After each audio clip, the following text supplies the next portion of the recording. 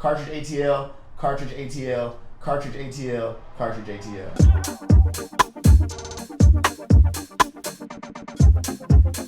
We'll open this up right here. Howdy, bitches. Howdy. Stop. Reset. Do that. Boom, boom. Okay. That's for when that's ready. What's your, what is your Cash App? Havntr, Havntr. Yes. Actually, it's gonna be like, it's gonna end up being like that. Food, it's gonna end up being this. Because you were like, I live 5 miles away from you. And I'm like, here you go. And that's gonna end up being that. Thank you. You're welcome. Thank you. Thank you for real, bro. No. Like you are a real one. Look. Why, yo? Well, sorry. Why is Heavy Hip Hop's face on my face? I have no That's clue. hilarious. I have no clue. Actually, before we send that, let me double check. Yeah, make sure that's right. Because that Heavy get the money and be like, hey! Not Heavy and message you back. And Yeah, be like, he yo, would. what's going on? Like, I know. It was like, I know I scheduled one, but I didn't think it was going to be here and here. And it'll be like, I don't know. That would be fun. Nah, that would be hilarious. Where, oh, never mind. I was about to say, where the fuck did you put your couch at? Behind Yeah, you. yeah, I realized. When you told me, when you signed up for your interview and it said your name, I was twisted. I was like, Oh, my real name? Yes. You bullshit. That's that. I'm like, how rare is it that someone's real name goes like that? And you are a third, you said? I'm a junior. Junior. I'm a junior, but I have a great grandfather named Willie Williams, and my grandma's name is Willie Mae Williams. No. Yeah, so it's It's a whole family affair. Yeah, and I have a daughter. Her name is Willow Williams. So Wow! Yeah. I didn't know you had a daughter. Yes, I How's did. your I daughter? did. My daughter's 10, or not 10, 11. Wow! That is awesome. Holy hell! Does she do music too? My daughter is like into like cheerleading and gymnastics and shit like that. She lives like basically in Memphis. So I frequent Memphis a lot. So she lives like in Arkansas, but like very like the West Memphis Arkansas borderline. Basically, she lives in Memphis. Okay. So that's how, I don't know if you know who Odd Wilson is or this, that, and the third. But that's how I have like my connections in Memphis, because I would go visit my daughter, get an Airbnb, then play a show, be like, Odd, they have to be kids, you know, allowed in here, and she'd come watch me play, we'd hang out, this, that, and the third, and then go back to the Airbnb, because I'd rather hang out with her there than in the part of Arkansas she lives in. Yeah, no, I'm hip. I'm 100% hip. Wow. Welcome this to anyone and everyone once airwaves hit or whatever. So if people chat and they hop in the chat, you'll be able to see the chat here. So if you ever see anyone like talking or they're talking to you and you're like, oh, you want to respond, feel free. Copy that. Don't hesitate. And then this is on a delay, but the stream's there. And the last thing we're gonna do, because I like to make sure that we're all heard and spoken for, is all heard and spoken for. Yep, make sure that audio is coming through. That was something that ran into that issue time and again, and thank God for Grandmaster Q. They would be behind the scenes making sure that the shit was sounding fine. Eventually, we sounded, everything got good. It got fucking good, no pun intended. And here we are. So, everyone, very glad to have this individual here. When it comes to, this is why I had that reaction, and I would love for you to, I would appreciate if you told that story again. But when I came to Georgia, I wanted to find out what was going on in the fighting game community, because I was working for E-League as an intern. I was already going to tournaments whenever I went to another state. I would go to, my dad lived in California now, and my mom in Michigan. But if I was traveling around, I went to another state, find a tournament, help volunteer there, or just compete, whatever. I was playing a lot of Smash at the time.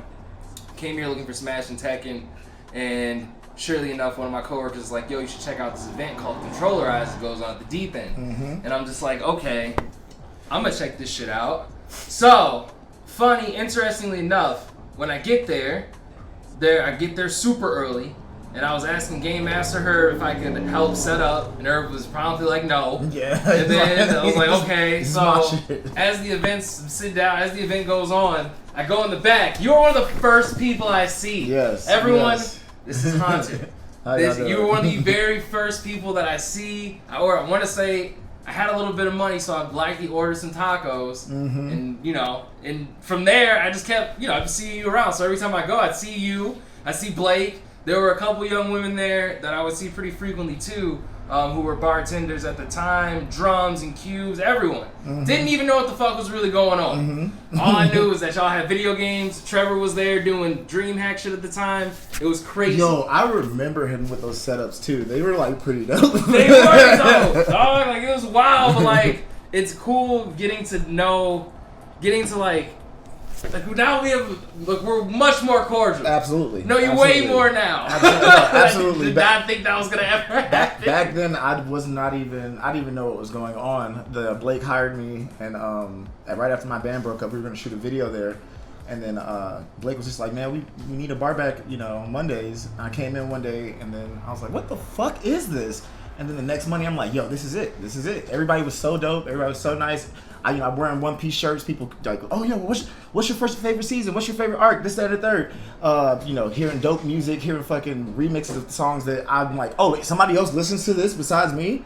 And at the time, had started using controllers like Machines and the other machine. I can't even remember the name of it now. But, one of them was like a Machine Studio or Machine, whatever the slide-in effect was. But I used that one for effects, and I would use the other one to program and do my sets on. So it was dope to then come into a community who I didn't even know really existed, and then see them doing something very similar to what I'm doing, but like completely different. And I was like, oh yeah, these are my people. Yeah, I'm fucking with these guys. So are you originally from Atlanta? Yes. Born and raised? Born and raised. What part of Atlanta? I was born in DeKalb County, so like North Decatur area. Okay. Ended up going to Lakeside for a little bit of time. We moved out to Sandy Springs. I went to North Springs for a little bit, then moved back to DeKalb County. I've also stayed in California. And yeah, so I'm East Side all day. East Side all day. My dad, when they first moved here, they moved here and moved to Kirkwood. And all my uncles have stayed in Kirkwood and Decatur my whole life, so like I've been there my whole life. Damn. So, yeah. Okay, gosh. You're like all these native Atlanteans. It to me speaks to you, like all these creative native Atlanteans. I don't know how. Why is this place manifest this many creators? Why? What is it? Hey man, it's in the air. It's the trees. It's the trees. To that point, you already told me some shit I did not know about you in regards to music, and we'll get to that. How did you get involved with music in general? In general, yeah. In 5th grade, I started playing. I wanted to play drums, but my dad did not really want us to have drums in the apartment. So then I started playing trumpet, and he played cornet when he was in high school. So he was like, yeah, you can play trumpet. And then, it still ended up being the same shit. So, but I played trumpet from 5th grade until high school. And then when I got to high school, the coach was basically like, you can either play football or be in the marching band. You can't do both. And I remember going home talking to my dad like, hey man, he's telling me I can't do both. He's like, he right. He playing football. So then I stopped playing in band my freshman year. And Wait. Well, you didn't play and then also run into the locker room, grab an instrument. Okay. They told me I couldn't do that. Well, no. They told me I couldn't do that because I wanted to be in fucking marching band, because I played in the concert band, I went to festival, I did all that, all that shit. I played band for a long time. Yeah. Made it to like, 4th chair type shit, 4th, 3rd chair, I can't even remember. But I wanted to play, and then my dad was definitely heavily more focused on the sports. My brother went to college and got a full ride to EKU for being a quarterback at Lakeside. And I remember being younger and having like college recruiters coming to our house and this, that, and the third. So they wanted that same. They're like, that nigga could go to college for free. So y'all go. But the difference is my brother's 6'2" and like 230 pounds. I'm 5'10". And at that point I was like 150 in high school, playing like fucking outside linebacker and fullback. I'm like, what the fuck am I doing? So yeah, I excelled in at wrestling in high school. Yeah, that was the sport I was good at. Okay, so what sports did you play when you were in high school? Those two. Football and wrestling. And then I did track, and I was like, that run. No, I want to run. No one wants to run. Nah. That's messed up. I ran track all 4 years in the college a little bit. Nah, no. Okay. You are. What did you run in track? I was a hurdler. Oh, really? 110s, 300s. And I tried to do sprints and hurdles, and they actually told me I couldn't do that. Okay. Because after the 100 sprint, they had to set up for the 110 hurdle. So I would finish my race, run back to the starting line, and try to run the next. That's crazy. You did hurdles as a freshman. I was terrified, but I did high jump. Really? Yes, I like randomly was decent at it. I wasn't like crazy, but like I would get us like point like when we went to state and not state but to county in the second and third. I would get us points on the board for just like not just hitting the pole immediately. But you were uncomfortable with hurdles. High jump is fucking terrifying. Yeah, but you get to land on the cushion. You get to land on something. Fun. Yeah, the hurdle. If I miss that shit, it's a wrap, bro. That shit is not particularly fun. It's a bit of a mess. Okay. You were in band. Did your parents not know that you could get a full ride scholarship to colleges for band? I don't think they cared about me getting a full ride scholarship to college for bands. They was like, this nigga got a full ride to, they thought he was going to the NFL, so they was like, what can y'all do? But your dad also had a musical background too. My dad played trumpet or cornet in high school. My dad did not have a musical background.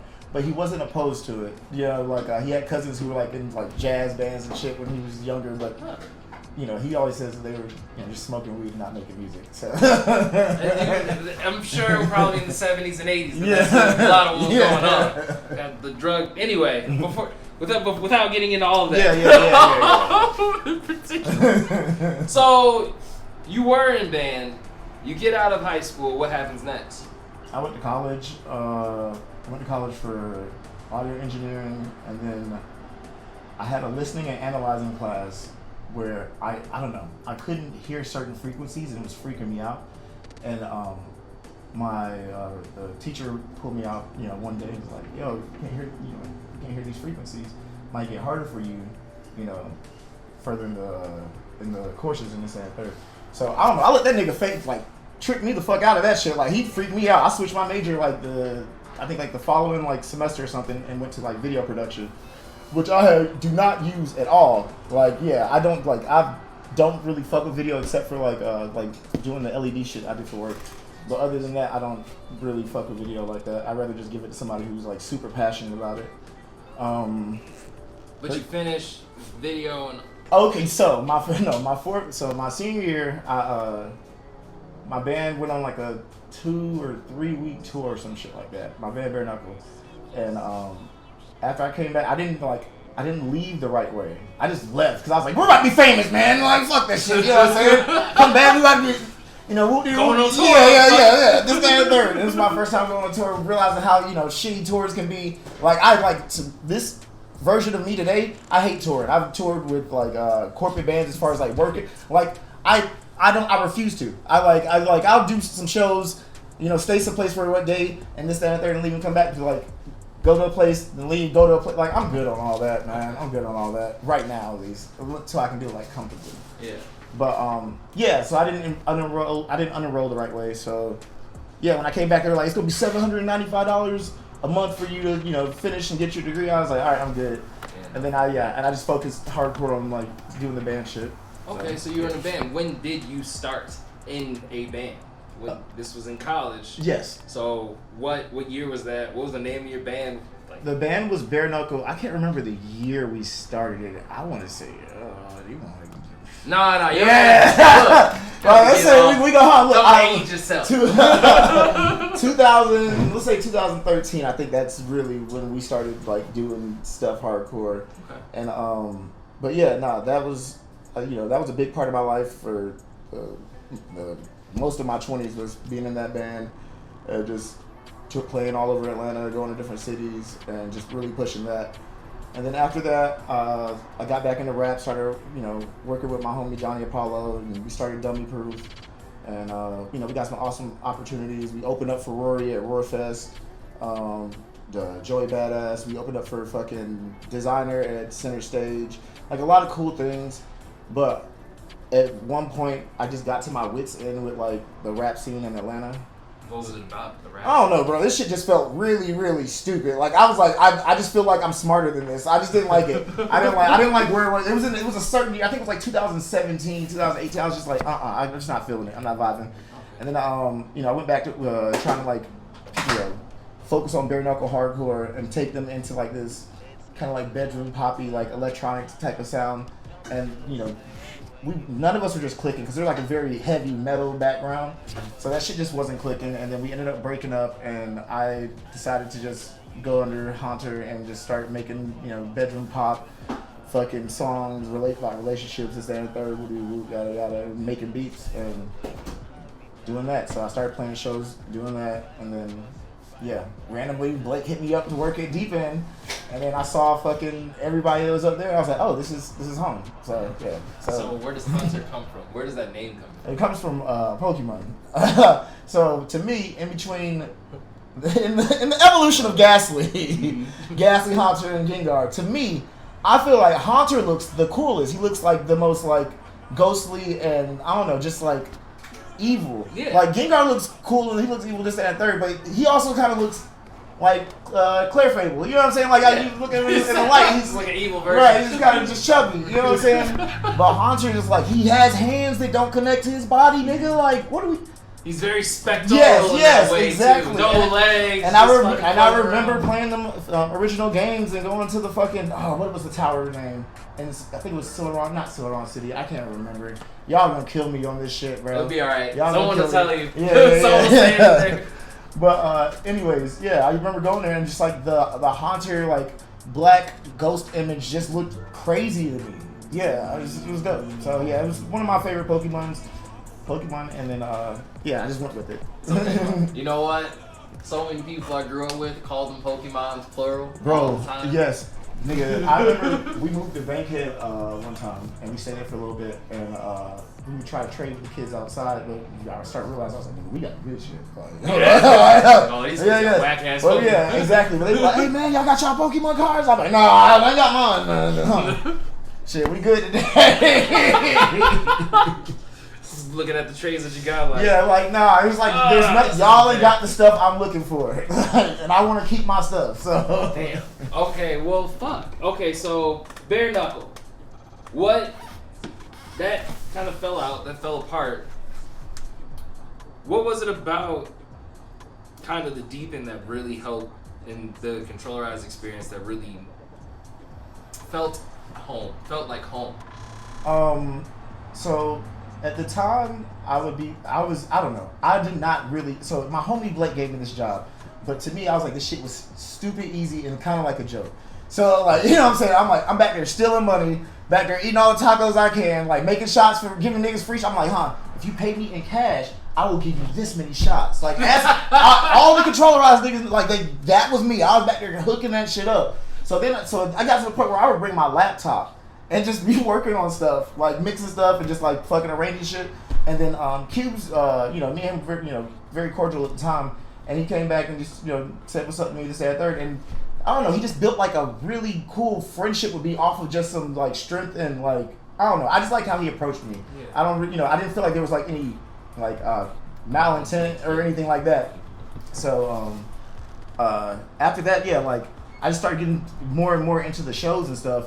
And then I realized that he was a producer and saw him perform, and I was like, oh shit. Okay, so he's not just running this, he's performing. And after being back there for a year, I knew everybody, you know what I'm saying? When I got off, there's still people, I was getting off with the controllerized team and all those, so just getting to meet people more and more and more and hang out with them, seeing that they were really dope, and it's just like, oh man, this is crazy. This can be done. Like, you know what I'm saying? At that time, I had just like left the Atlanta like hip hop like trap scene, and I was like, oh my god, this is all this down here, and this is where I'm stuck at. And then I was like, these niggas have made a little heaven over here. So did you find your more of a space for the style of music that you wanted to play amongst the community that early on? I found that it was bookable. Because at that time when I was booking Havntr, the machines and stuff, I was booking all the old places I played with my bands. Okay. Because I know they have my email, I have a rapport with them. So like, I was just like, I can put together you know, if I get like a dark wave band, or you know, like some, you know what I'm saying, or some type of indie band and do this in the middle, it's kind of like to do the one man band thing. It you know, it worked. So is one man band tough? Yeah, when you're trying to no. When I was doing it at first, yes, but with these guys, no. This Akai, right? Yes. Akai, please. Let them know. Let them know. Akai, thank you. I need that check. But no, when I was working with the machines, I love their sounds. I kind of liked the workflow a little bit. It was cool because it was something different. But the thing I didn't like about it is that in order for me to do multiple songs using the machines, I had to adjust the tempo in the track. So let's say if I had a track that was 120 BPM and then I queue up another scene, right? It's a track that's 159 BPM. I would have to do like some type of transition really quick and then scroll the BPM to 159 from 120 in order for that beat to sound right, or it would start sounding off because it was not at the right BPM. And doing that on top of trying to cue pads, play pads, and then sing the lyrics to the song was super, super annoying. So the one thing I did really, really love, and when I noticed about controllers, is that I was like, they're doing this completely different than how I'm doing it. How the fuck are they doing it? Mm-hmm. And yeah, that was you know, how I got into doing it this way. Who were some of the early people that these? So just so you know, yeah. Like I know I sent you, and I don't know why I feel the need to tell people this now, but I know I sent you a bunch of questions early on. I am going there, as you can tell, there are going to be questions in between. Yeah, absolutely. No. We really like, but yeah. So who are some of the early people that you kind of started to ask questions to? Do you remember? Let's see. Takamari. Taka was one of the earlier people that I used to ask questions to. Very helpful, very friendly. He was super, super dope. I would ask Cubes questions all the time. And then Cubes, I met Francois through ex-partner of mine. And not through her, but like they were mutual friends, and then me and him like would bump into each other and kind of like, you know, hey, what's up going on? And he went to Controllerize. But when I met Francois, like I just admired his drive a lot because he's the type of person who's gonna like, I'm gonna figure this shit out type shit. Mm-hmm. And yeah, so I, you know, kind of took a piece of that as well. Being like, yo, I gotta try to figure shit out. So it's just like a bunch of different people. Okay. But I'm trying to think of the early people. I would say Q's and Takamara. Yeah. Interesting. So like now, what more do you want to do like in music? So I want to go back to dropping projects and like just doing live shows, hardcore again. I've even just been focused, you know, a lot on other projects and stuff. Mm-hmm. But I think we're getting to a point where I can start just, you know, focusing and just like trusting on the universe to just handle things. Not even trusting the universe, but just like we've gotten to a point where we've gotten solid as a unit. So trust in the universe. You can trust the people around you too. Yes. Your crew, you feel comfortable letting them kind of like hold things down and being a little bit more hands off. Yeah, absolutely. That comes with a lot of time, and that actually, this is fine because this will lead into my next question. Cartridge.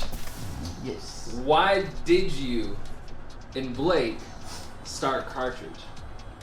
So I was in California during the pandemic, and I was hanging out, and I think it was my last day.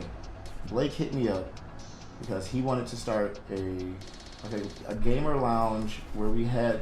So he wanted it to be a little bit different than Controllerize. He wanted it to be like kind of like a gamer lounge where we came in and felt like, you know, you're just hanging out with your you know, very intimate, hanging out with your, you know, your buddies, playing, you know, couch games and sitting together and this, that, and the third. And like it ended early. It was like almost like a happy hour type of deal. Like, so I remember the original Cartridges used to, I think, started, I can't remember, like 7 to like 10 or 7 to 11. I think it was only like 3 or 4 hours.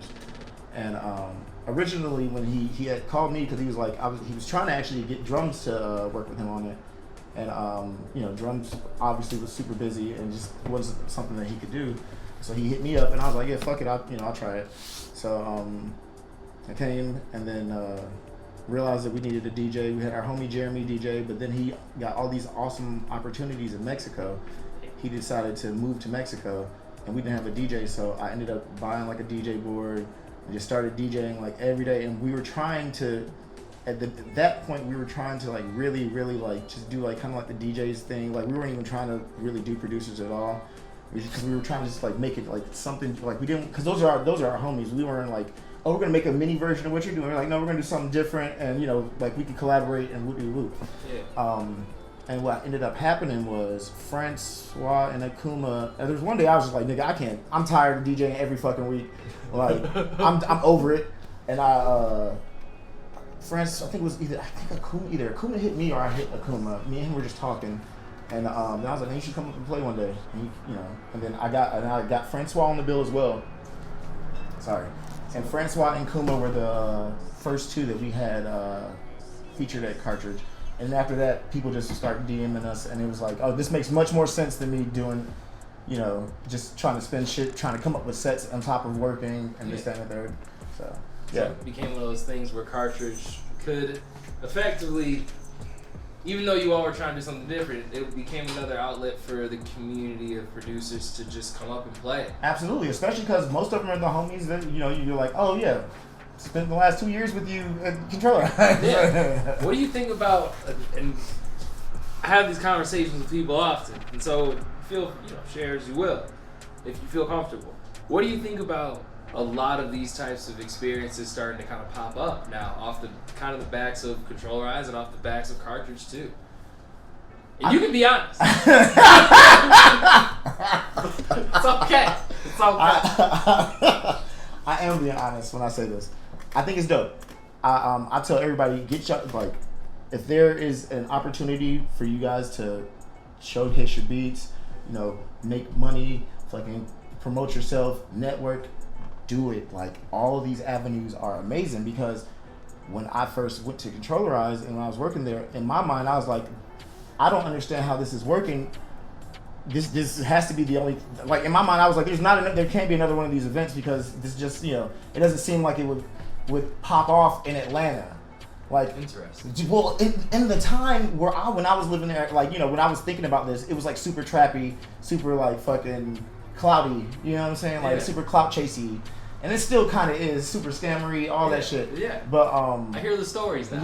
Yeah. But now to just see that these spaces are just like opening up, and like so many places are just, you know, coming out different nights a week. It's dope. It's dope because, like, hey, what if I don't want to fucking, you know, smoke hookah and pay for, you know, $30 fucking shots and shit. You know, it's $30 drinks and shit in clubs and this, that, and third.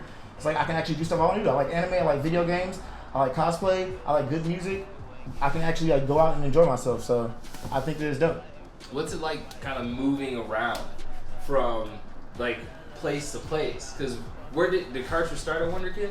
It started at Wonder Kid, yes. And then you all moved from Wonder Kid to Joystick. Yes. Joystick to Georgia Beer Garden. Yes. Georgia Beer Garden back to Joystick. Well, Georgia Beer Garden and Joystick are owned by the same people. Really? So we moved to Georgia Beer Garden because there was one night at Cartridge, when we moved to Joystick, we were doing, you know, like, it was starting to like pack out this, that, and third. I like was just looking, and I was like, this is gonna be a thing, because I would see people walk in and be like, it's too packed in here, and then walk out. So then they had like a termite problem or something, and we had to move to Beer Garden for like a month because they had to knock down that back wall and reinforce their floors or some shit like that. So we moved to Beer Garden because of them having that problem.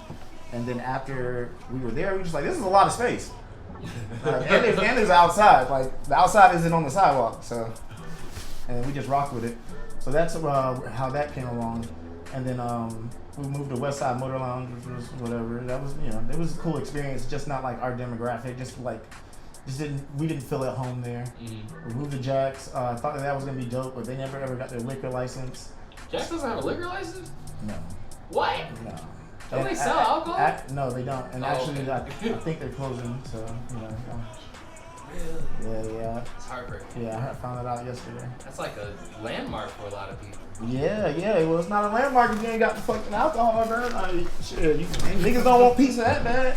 I've only been there literally one time. The same friend that told me to check out Deep In, who was our social media manager at E-League, she's the one that me, her, and like another one of our coworkers went to Jack's for the first and my only time, honestly. Pizza though. Yeah, good. Solid experience, real chill. I heard they used to have mud fights, like mud wrestling. I wouldn't put it past them. Yeah, I think it was Jello wrestling. Yeah, something like that. Yeah, my boy Mario told me about that. So for you, what's the toughest part about getting an event together, and once it's together, why is that worth it? So we can use let's use Cartridge to start. Like, what's like? Okay, I was gonna say, because what kind of event do you mean? Because like a gaming event is, for me, especially from the background that I have, a little bit easier because we have all the equipment. So if something doesn't happen, it's because of us, and then it's just booking the artist. But as far as like an event where you're collaborating with other people and this and third, I would think that's it, because I just you're trusting other people to do things, and then like, all right, you're not getting the responses, or everybody has their regular life going on, so like something might be happening these 2 days, but the 2 days that you're not responding, and I'm like bro, like come on, like we getting close.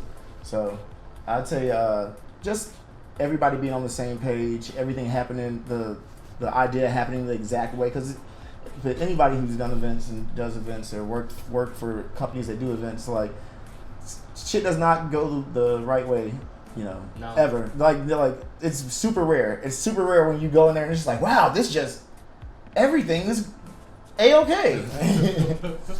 But between tech gremlins, people not showing up on time, what are some of the things that you experience we don't have to get into necessarily stories, but I do want your purview when it comes to people not necessarily like meshing well. You've had this in the band experience. I imagine to some degree you've had this in like the in event experience too. What are some of the common,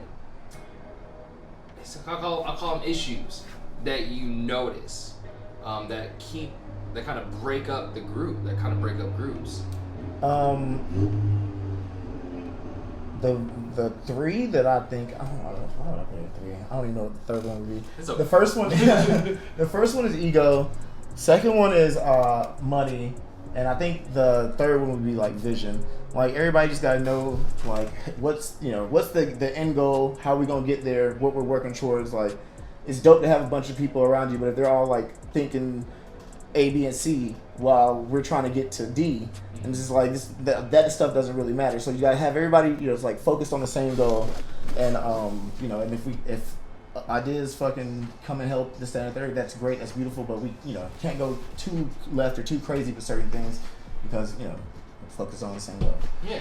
But ego, I don't know. That was the main reason I left the like rap scene. I was over this shit. I was like, nigga, I knew you a year ago, and your ass did not act like this. I was like, people just transforming before your eyes, and I was just sick of it. I love how like authentic these communities that we're in are. Yeah. Everybody's just super authentic. They're themselves. They're gonna be themselves. When they see you on Tuesday, they're gonna be themselves, and they see you next year. You know what I'm saying? Yeah. So like I like that. I like authentic and genuine people. And then what was it? Oh, and money. Yeah. After a while, people want to get paid, so it's just like it's only so long things can be passion projects, and that I feel like those are the things that most people fall out about, or even have like just differences about. So would you have any kind of advice in terms of, let's start with ego actually, it's something I kind of hear about a lot too, for kind of, how do you prevent that? Is there a way to prevent that? As these events and stuff I don't know, man. I live in Atlanta. I don't know. There's something in the water, right? Niggas crazy. I don't know. I would say avoid it, or let it go. Just like be the bigger man type shit. But I don't know. I have no comment. I have no answer to that. I have not matured that much. What I would say, I don't know. I would argue that you have largely because like you all have been doing cartridge for years, and literally, like I said, since it's 2023. So for the 5 years going on that I've been here, I have seen these same people working together, which is absurd to me. Something that you said earlier, even the controllerized and cartridge being events that happen here. Dog, when I was in California, the only thing that I saw that was remotely close was at a place called the Folsom Street Foundry in San Francisco. Folsom Street Foundry had an event where they literally would just play video games. It was a bar though, so they had like video game tournaments. That foundry was the hub for a group called Showdown GG. Showdown GG were the people that essentially their claim to fame was the Daigo Lupe Fiasco tournament. Okay. That event that happened when Daigo and Lupe Fiasco, not tournament, but the event when they played against each other, that happened at the Folsom Street Foundry. The shit was crazy. Otherwise, they had like one gaming vibe event, but it was like heavy EDM, like electronic, which is dope because I fuck with it. I do fuck with music. All the same though, it wasn't anything like cartridge or what controllerize are. It just wasn't. Not at all. There's nothing, nowhere else in the world in this country have I seen or heard of anything like it. What so I don't know. That's why I have to ask, like, what is it about ego that causes folks to break up? Because like I said, y'all have known each other for so long, and if it was like an ego thing, I feel like most of these events wouldn't be existing the way they do. No, I mean, I don't know. I just, everybody deals with it, with their own things, their own chips on their shoulders, their own insecurities, their own. They want to be their own masterminds. So I think certain people just, once stuff starts happening, they're just like, like. Yeah. So I don't know. So I just. I think you all do a great job. To your point of just. Because I like everybody that I work with. I like everybody that we collaborate with. I like everybody that comes to our events. Like I don't really dislike too many people. Yeah. Yeah. I like the smile accent. I just.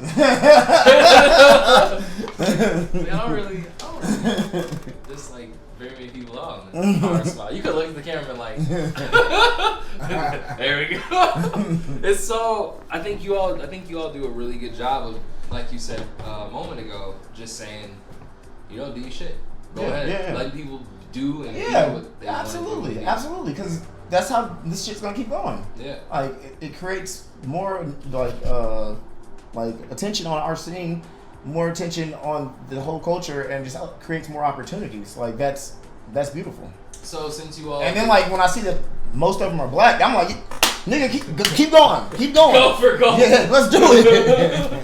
We got this. Right. Since you all have been doing cartridge, I know you've talked to me a couple of different times about you putting on trying to do a fighting game tour. Yes. What's up with that? Like, how's that been going? All right, so I talked with Grizz Tuesday. I actually just we're having a meeting. I have a bunch of meetings on Tuesday, but we're gonna have a meeting where we're gonna do Chiba Hut, like the Chiba Hut cartridge Smash community versus the Grizz community. So I think we're gonna do it like, I wanted to say 3 months.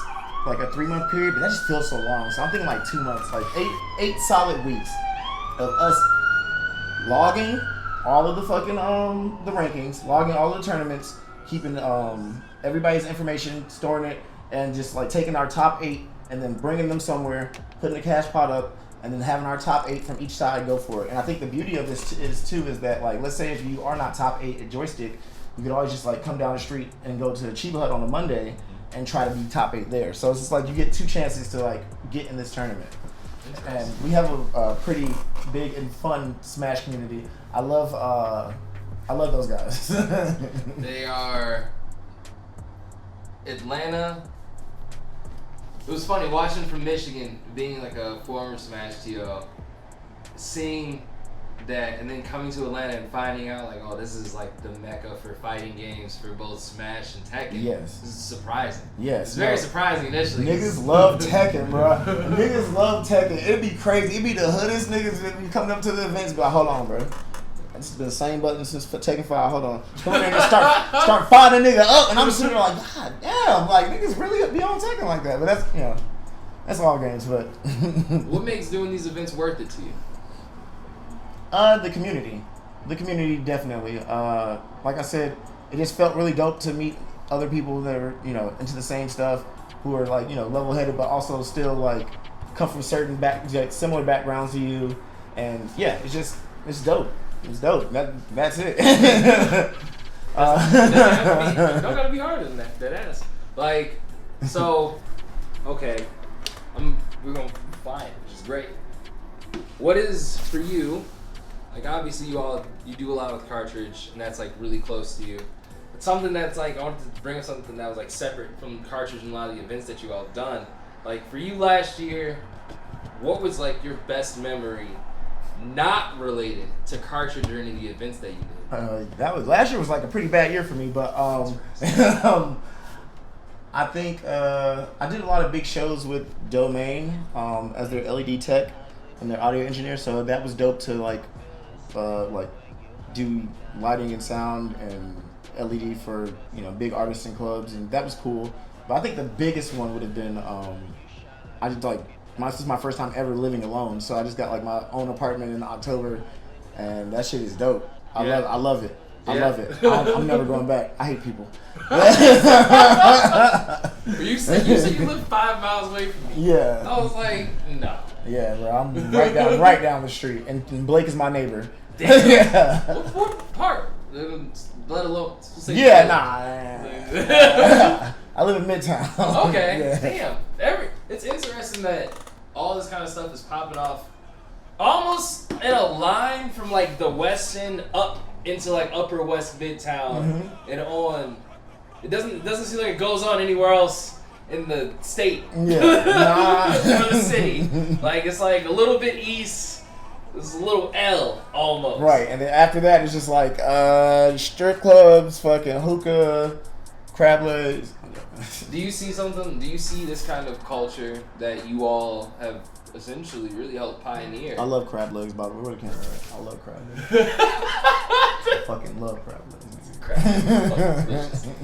Well, speaking of which, son of a, it's complete, but is it here? Hold on 1 sec. This shit happened last time. Oh, and they got the food? No, we didn't. We didn't get it. There we go. I saw what they got. No, dog. I ordered food for 2 and it never came because Uber Eats was like, LOL, we didn't fulfill the order. And I was like, gotcha, bitch. What the fuck? And fortunately, they didn't charge me. But all the same, I hate it when you all come here and you're not fed. Hey, I'm sure y'all be hungry. Bro, I hate it when Uber do that shit and they're like, oh, we'll give you your money back. It's like, bro, you just wasted my time though. And my food, like, I'm still hungry. There's still a problem. You didn't solve that.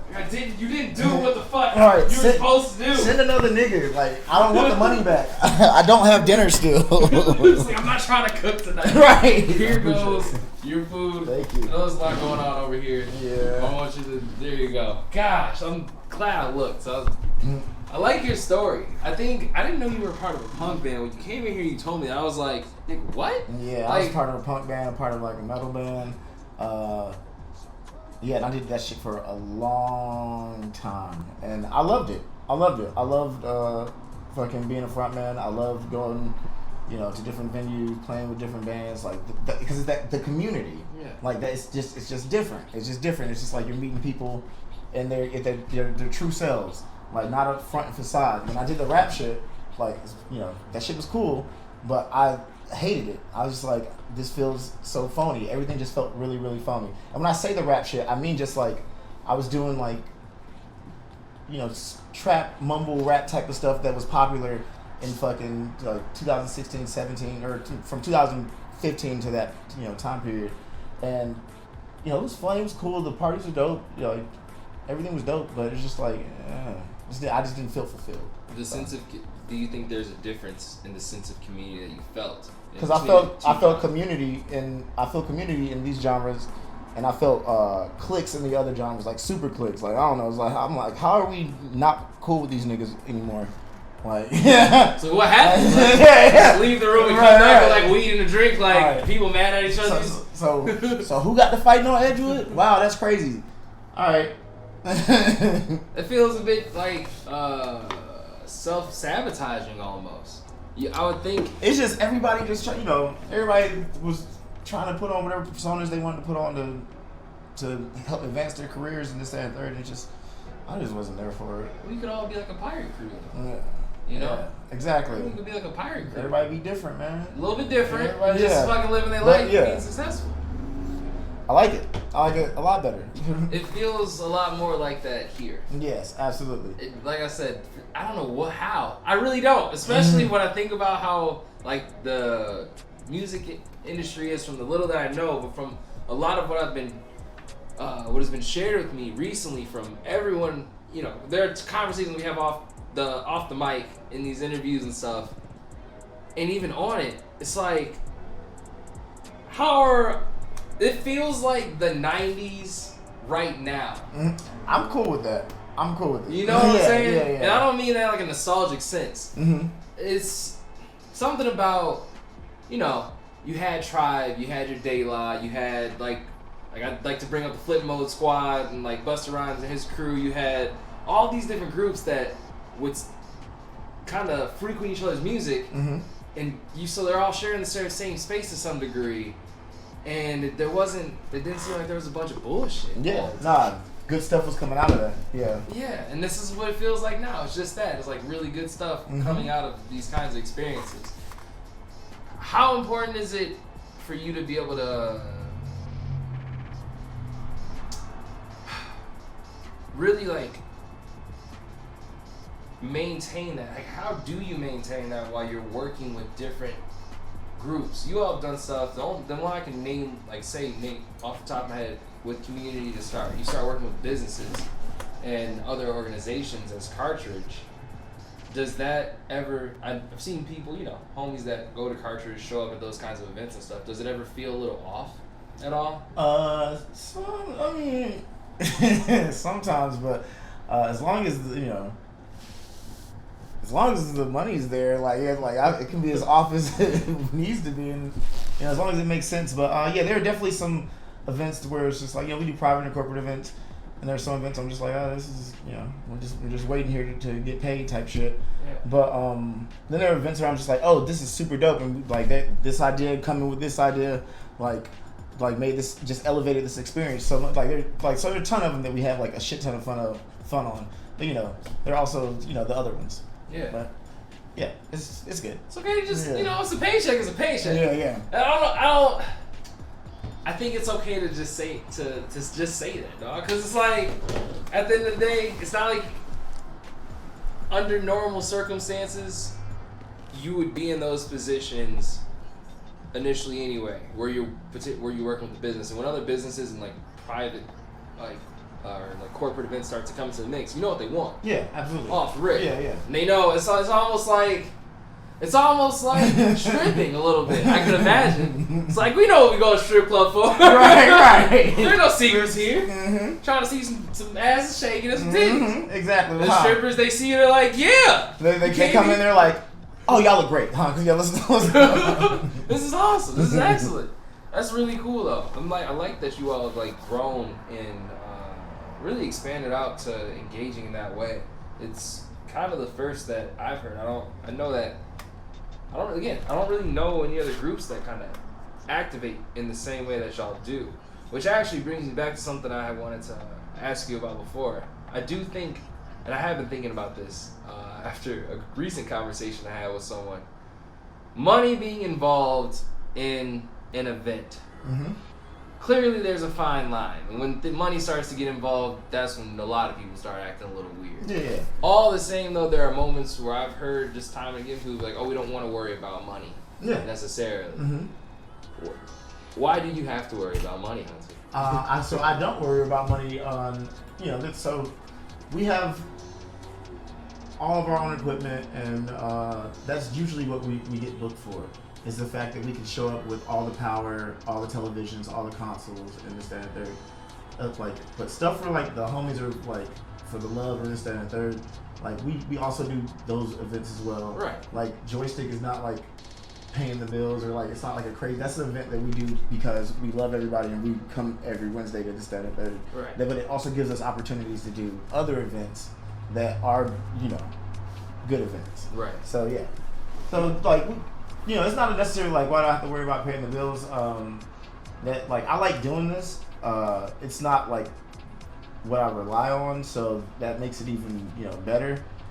So and I like to see it grow. I like seeing like even the fact that there's so many events that are happening now. Like that's dope. That's dope. I'm like, what's gonna happen next year? What's gonna happen the year after that? You know what I'm saying? Yeah. So I didn't think that this none of this stuff was gonna be happening now. Like I remember when we used to do cartridge, it would just be like me, Blake, Greg, and like Vincent and like 2 other people. You've definitely come to some where it was just like probably like 10 of us in a room. Yeah, just be chilling.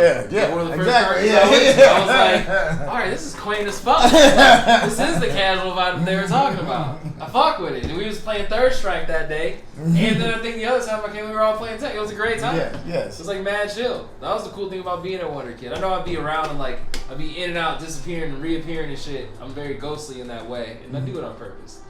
Yeah, you gotta hit him with them Irish goodbyes. You just in and out the room. It's like, where you go? Did this nigga say bye to me? Like, oh. It's like, it's never anything delicious, ever. Oh, no. Gone. The Irish goodbye just is where it's at. Also, you are the perfect person to say this to, and I wanted to make sure that this is known, that I did not mean for that to happen. A couple of weeks ago, a young lady really bumped into me and dropped her drink at Cartridge in the karaoke room. And I wanted to apologize to you for not cleaning it up. Because I picked up the glass and then she seemed pretty adamant about me getting get a new drink, which was going to happen anyway. Mm-hmm. And I think she realized that when we were at the bar and I was just kind of like, yeah, what are we doing here? Let's get this done. But I was also leaving with Mario. So I was like, all right. And then when I left, I was like, fuck, I didn't clean up the actual drink. No, you're good. Like, I'm very sorry about that. Like, that is so out of character. You're good. It was a lot going on. There was, but at the same time, like, that won't happen again. I'm pulling out a mop next time. Like, I promise. Like, that was fucked up because I knew you all were doing karaoke in there. And that was really cool. And, like, yeah, that just wasn't cool. So I wanted to. They should say unforgivable. Look, it'd be like that sometimes. You're gonna see shit before I do. So yeah, no, very sorry about that. All the same. So at this point now, do you feel like you're doing what you should be, what you should be doing? Yeah, I don't have any complaints. Okay. I think that there's a lot of cool stuff going on, and the future is big for everybody. So. Yeah. Okay. So for you, when did you know what you were doing with your life was like the right thing for you? I don't know. I feel like when I had to start teaching myself certain things I didn't know in order to like get where I wanted to be. Type, you know what I'm saying? Like when you're like dealing with like bigger companies and stuff, just like they start saying stuff that you don't understand. I'm like, instead of asking you what that is, I'm just gonna Google this. And just like figure out what's going on in the stand third, and play the game with you. Yeah. So yeah. How strong is your Google flu guidance sense? Oh man, boy, what you want to know? What you want to know? Pulls out a phone. Google is like mad strong. I think there is something to like that. I like that answer because developing knowledge, I think, is oftentimes seen as like the drag of growth. And it's one of those things that I would say, even in any space, music, whatever, gaming, whatever, people are like, oh, what do I need to do to get to X, Y, Z next level, wherever you are? I'm sure you get that question a lot. How do I do what you guys are doing? We gotta learn that shit. Yeah. Like, as a creative, whenever you're making music, like the easiest thing to do is to make the music, and then you're like, oh, I gotta go promote it, and I gotta do the marketing, and I gotta find out where I gotta distribute it, and this and that, and I figure out how to book shows, who plays in this town, who plays in that town, and then I saw like so doing cartridges, pretty cool because it's this, it's the same thing. It's the same thing. You're just like, oh, well, I gotta talk to here. Who knows who here? What prices they're used to getting? What prices they're not used to getting? Just like learning. So, and I, don't scare away from that at all. So, I think that's part of the reason why we've been doing pretty good is that everybody just is like, yeah, let's figure this shit out. Yeah. Do you see Cartridge? And maybe I don't know, so this question could be an ignorant question just in general. But has Cartridge left the state, and do you ever see it leaving the state if it hasn't? We've talked about it. We've talked to friends, I have a decent friend group in Memphis, and I have a decent friend group in LA, and it's just more of just because you're just taking the ball out of your court at that point. But it's not off the table. It's just making it happen in the right way. Yeah. You have to trust people. Yeah. Really it's not even about trusting. It's just making sure that as far as I don't want to I'm not at the point where we could go somewhere to LA and be like, oh, we're gonna bring all this stuff instead of bringing it with us. Yeah. And woody whoop. So it's we'll figure it out. You got a truck. Almost on some convention type shit. I'm not driving to fucking LA. I've been driving LA my whole life. Oh, you're talking about deliver it for you. Yeah. Well, there's so much stuff. I'll talk to you about it off stream, but there's some cool shit that's happening right now. Oh, okay. Yeah. Shit, let me keep pushing it. I'd ask you all the questions that I sent you to ask you. Actually, to answer your question, yes. There's a big possibility that it might be happening off stream. Okay. I forgot all about that, but yeah. That's awesome. Stay tuned, folks. Fucking stay tuned. Let's keep it pushing. Seriously. This is flowing exponentially well, which means that I've gotten into a bit of a groove with it. I appreciate you for doing this. Oh, no problem. Seriously. I appreciate you for having me. It's always fun. It always feels like home whenever I'm with you or doing any of the... Anytime that you do any events or anything like that, man, it's just you're a great host. Thank you.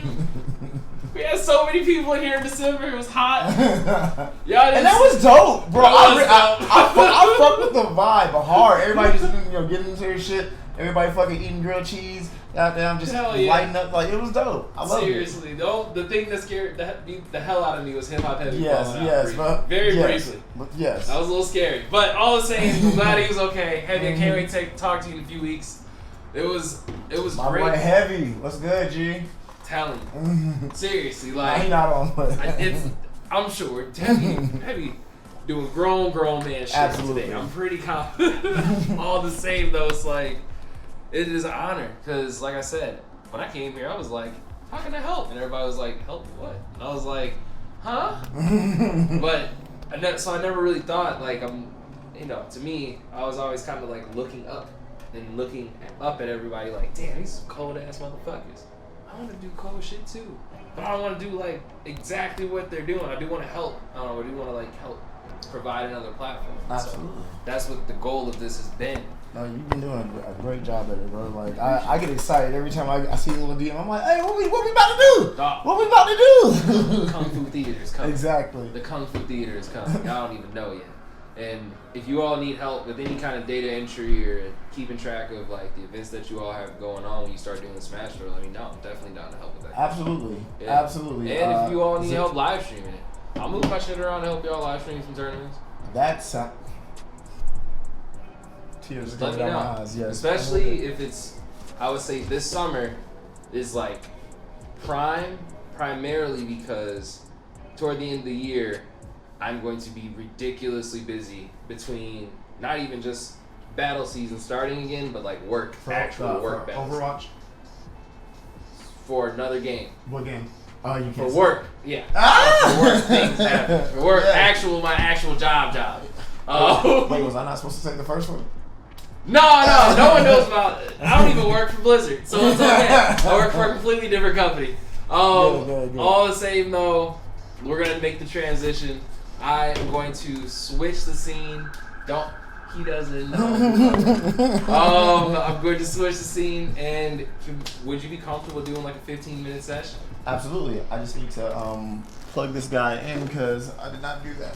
It's okay. There's a plug right down by your feet, footsies. If you need the one over here, I got one behind you.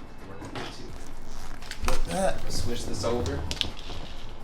Actually, you ain't got to unplug that. Oh, that's your. I'm not even using it. Oh, okay. All right. This is wonderful. We have, I have, like, everyone that's done an interview with me so far, thank you so much. This is so fun. And I can't wait to get these up. So the next step actually is going to be, me and Q were talking about it earlier, and also I was like, I have tomorrow off, so I'm gonna just fucking do this. All of these sessions that everyone's doing, I'm going to make as their own separate YouTube videos, and then for the actual interviews themselves, we're gonna put them on Spotify. As like individual like podcast episodes, even though this is not a podcast at all. But it makes why the sense. fuck not? It's better to me for people to listen to it than to necessarily just watch it. Yeah. So that's what's gonna happen next. Anyway, off we go. 15 minutes. I'm gonna lift this camera up here like that. That's what this camera is right there. Look at that right there. This, everyone, Capcom Cup is going on. While you listen to this ballin' ass set, before I turn our mics off, you know, open up another screen with Capcom Cup on. Support the FGC. That's they're not gonna show anything Street Fighter 6 related. Bro, tell me why I'm turned around like, huh? No, they're not going to. They are apparently. That's what I heard yesterday from someone. They were like, yeah, nothing Street Fighter 6 related is gonna show up at Capcom Cup. And I'm like, that's fucked up. It's like, yeah, I hope it is. Right. Anyway, let's dive. Can you turn your speaker up on there? Let's see. Cool. And then, I don't know what's going on with my baby right here. Anyway, I'm gonna turn our mics down. I will give you a count off. And we begin bombing in 5 minutes.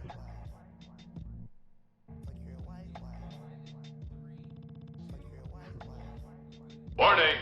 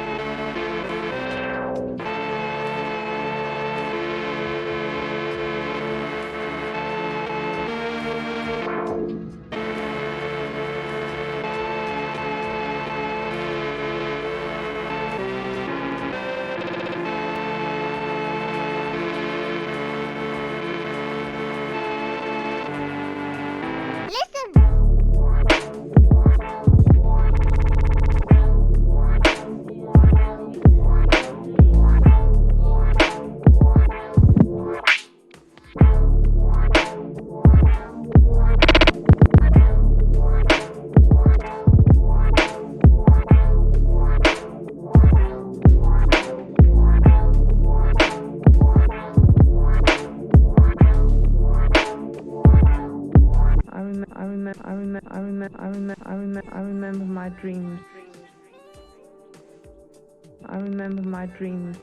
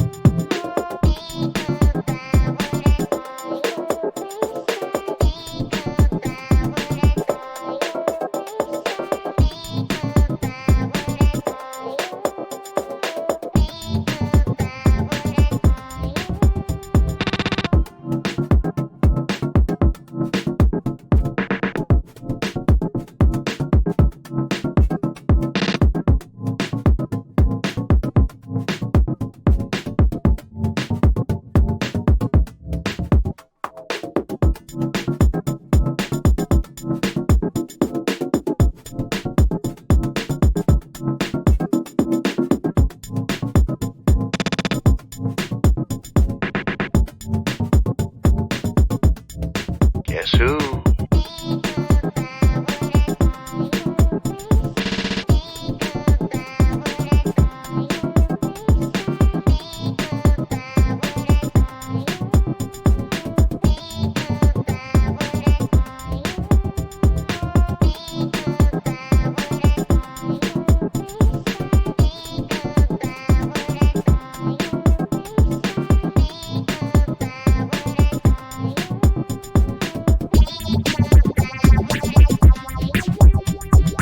Rock that ass, rock that ass, rock that ass, rock that ass, rock that ass, rock that ass, rock that ass, rock that ass, rock that ass, rock that ass, rock that ass, work your body, work your body, work your body, work your body, rock that ass, rock that ass, rock that ass, rock that ass, twerk it for me, twerk it for me, come on, twerk it for me, shout it, rock that ass, rock that ass, rock that ass, rock that ass, work your body, work your body, work your body, work your body, rock that ass, rock that ass, rock that ass, rock that ass, work your body, work your body, work your body, work your body, rock that ass, rock that ass, rock that ass, rock that ass, work your body, work your body, work your body, work your body, rock that ass, rock that ass, rock that ass, rock that ass, twerk it for me, twerk it for me, come on, twerk it for me, shout it, twerk it for me.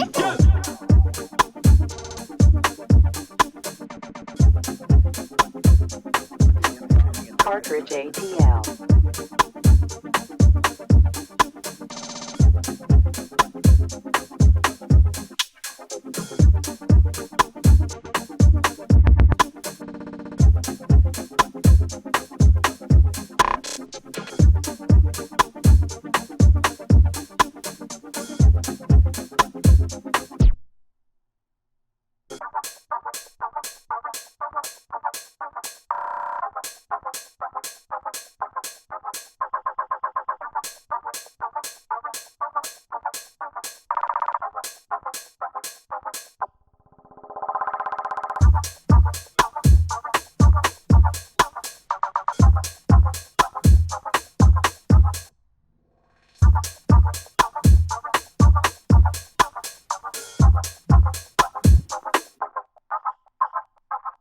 That ass, rock that ass, rock that ass, rock that ass, work your body, work your body, work your body, work your body, rock that ass, rock that ass, rock that ass, rock that ass, work your body, work your body, work your body, work your body, rock that ass, rock that ass, rock that ass, rock that ass, work your body, work your body, work your body, work your body, rock that ass, rock that ass, rock that ass, rock that ass, twerk it for me, twerk it for me, come on, twerk it for me, shout it, twerk it for, twerk it for, twerk it for, twerk it for, twerk it for, twerk it for, twerk it for, twerk it for, twerk it for, twerk it for, twerk it for, twerk it for, twerk it for, twerk it for, twerk it for, twerk it for.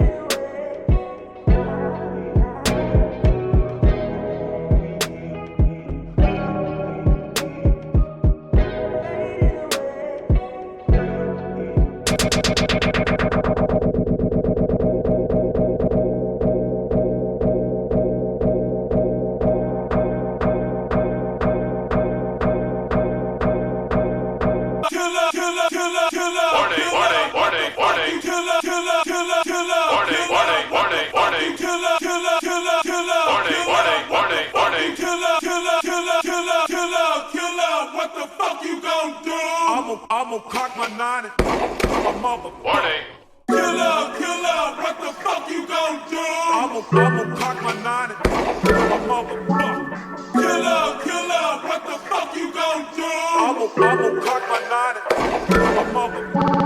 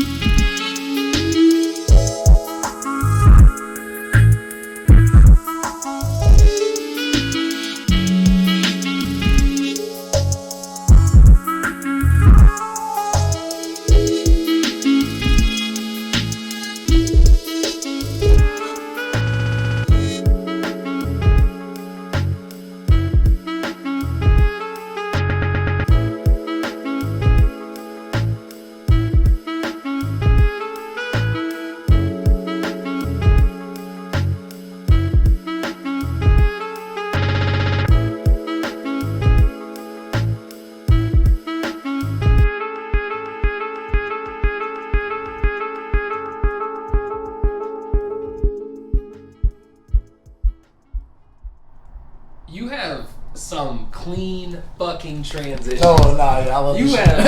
I love this clean shit. fucking transitions. Like, I was sitting here like, damn, like literally, like in that warning one that you had, I couldn't. I tweaked out because I was like, what video game is that remind me? Then I'm like, Mega Man. Mega Man, Warning. you're going to a boss fight, like, warning. Yes. The X series, oh my god. The fucking great, thank you No so problem, bro. fucking No much. problem, That no shit problem. was dope as fuck. I appreciate it, fam. You really like this interface. Oh, yeah. So, guys. It looks like love when you look at it. Yeah. I hate to say this. I love all my SP404 community. I love y'all niggas. I love it. It's an amazing tool.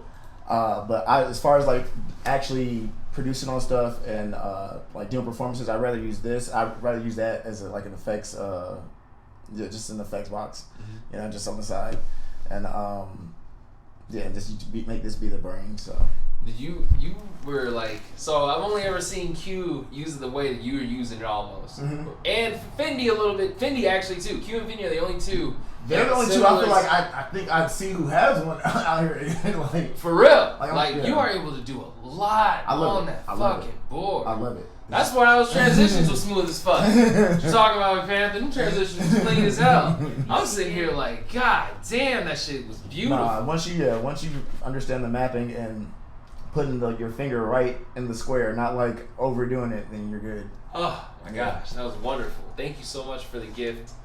I deeply appreciate it. I'm sure everyone else does too. It was so much fun to always hear. So I asked you what size shirt you wore. Oh shit! I forgot all about that. You didn't forget about no, that. I did. I swear to God. So as like this has been. Oh shit! I love creative shit. Yeah.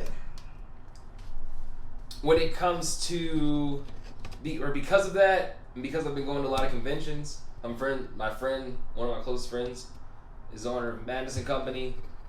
I get to see a lot of really cool other brands outside of Madison Company that just come like, yo, that shit is heat. And it's different than everything else I've seen. Yeah, and you're not going to be seeing a lot of people wear it either. Yeah. Hunter, when I look at you and I'm like... You gave me the drip, bro. I appreciate it. I appreciate it. I'm going to tell you what right now. Like, and I was thinking about this while you were playing and said, I'm like, another really cool thing to me about this community is like, when you look at the people and then you hear the music, it almost is on... You're almost disconnected to. It's like, I can't believe that this person is playing this. Because, like, I'm, like, looking at the tats, and I'm like, man, it's clean with the cool video game tats, and, like, a bunch of other. I'm like, are you tatted from head to toe, by the way? Nah, it's like... Arms? Yeah. You got one on your ankle. I got 2 on my ankle, 1 on my thigh, and then just up here. I don't mean to get too personal. Nah, you good. I'm like... I did a whole, like series with Laquan one time about, like, tattoos and shit. Yeah. Wow. Okay, see, That's just it. I'm like, I don't know. I wanted to also provide a gift to you all that came from some really cool creative brands. This is my next set. Everyone's been getting different, kind of like each group has gotten a different set. We started with Madison Company. We went to King One Monster. There's a group called Apparel Art. When I saw their shit, I was like, yo, this is fucking crazy. They put out a different collection this year, but they have like really solid look. So I wanted to get you a gift from Apparel Art. Here you go. And their packaging is fucking nuts. I appreciate it. Hell yeah, you can show it. Fucking, this is the camera right here. Can you help me pick out the color and the design of the shirt? It's green and I love this. This is awesome. Yes, this should go hard. Oh, and they got it in the back too. Nice dark forest green, yo. Yes. I appreciate that. You're welcome. Thank you. Thank you for doing this. Thank you for the set. That shit was like, that was beautiful. Those transitions were so smooth. It was like butter. I was just talking to other people about their transitions a couple weeks ago. I was having that conversation. And I'm glad to... Maybe the Akai... So, the 404 has... You can do all that stuff. It's just... I'm just more of a visual person, so like I don't want to sit there and like memorize what... like exactly where I need to rotate the knob in order for it to hit, the stutter that I want it to hit and all of that, or the delay I want it to hit. I love all the different weapons everybody comes with. That's the time tonight. This doesn't have to be any more or any less.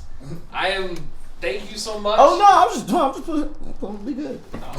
No, seriously not. Oh, like thank you. Like this is what I'm like. You're helping. Who's RC Mac? My man's you've met McPanther. I'm very confident you've met. I just gotta see what he look like. I'm sorry. McPanther. The next time you go to Cartridge, pull up, like roll up to Hunter, say what's up. I'm confident you two have met before. Gotcha. At Cartridge and at Controllerize. My man's is like, you talking about the Akai 404 thing? I don't know. Yeah. Okay. All right. Yeah, he knows. He said. I'm looking at the emo and I'm just like, I don't know this guy. No, McPanther's always on point. Shout out to McPanther for being in the chat. Always modding, chilling. Mark Walt, Grandmaster Q, in the spot is in the place to be. This has been a really cool time. Thank you so much for your time. Where can people find you? At Cartridge. At Cartridge? I'm joking. You can find me at Havntr.com, and then as far as music, but yeah, everything else, CartridgeATL, CartridgeATL, CartridgeATL, CartridgeATL. Don't get it twisted. Okay. I'm using that. I thought I was going to use one thing. I'm using this as your intro to the actual YouTube video. CartridgeATL. All of that right there. But for now, I'm going to cut the record.